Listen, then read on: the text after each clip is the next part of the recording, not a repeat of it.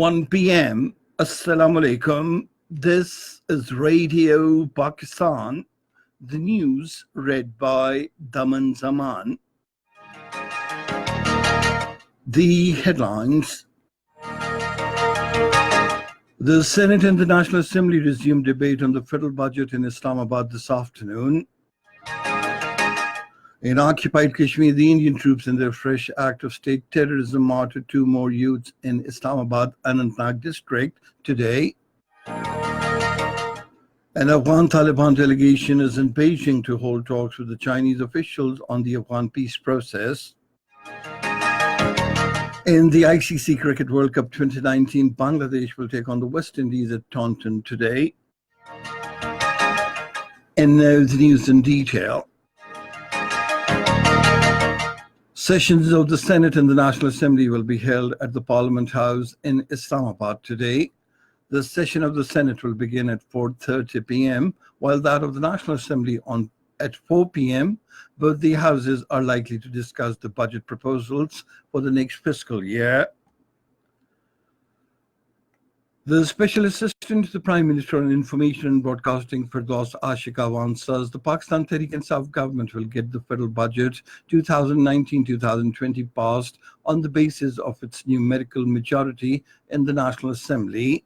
In an interview with the private television channel this morning, she said the opposition parties and other parliamentarians must also realize that the passage of the budget is a constitutional and national requirement.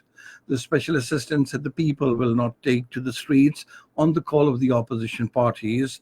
She said both the Pakistan Muslim League Nawaz and the Pakistan People's Party are responsible for the problems faced by the country and the people today. She, however, said it is our desire to engage with the opposition and steer the country out of challenges. Meanwhile, in a tweet, the Special Assistant to the Prime Minister on Information and Broadcasting said the opposition is doing politics on budget and hindering the path of the Constitution. Firdaus Ashik Awan said the budget is prepared for Pakistan and its people, and its passage is a constitutional and national requirement. She said governance and working of the institutions are linked to the budget approval. She said parliamentary proceedings and the opposition leaders' salaries can also be ensured after the passage of the budget. She said those who have destroyed the economy want to further harm the people. The Speaker National Assembly, Asad Kassar, says Pakistan is desirous of having cordial relations with all its neighbors on equal level. Talking to a delegation of Majlis-e-Shura of Iran in Islamabad today, he said Islamabad wants to further expand its existing ties with Iran through promoting parliamentary and economic contacts. The National Accountability Bureau Chairman, retired Mr. Justice Javed Iqbal, has said taking the mega corruption cases to a logical conclusion is the foremost priority of the Bureau.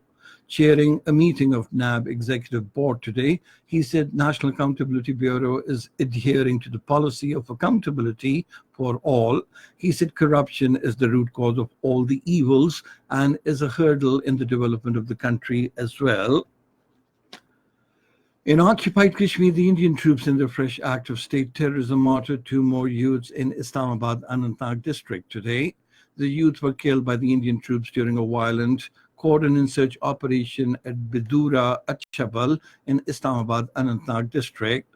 The occupation authorities have suspended mobile internet services in the district.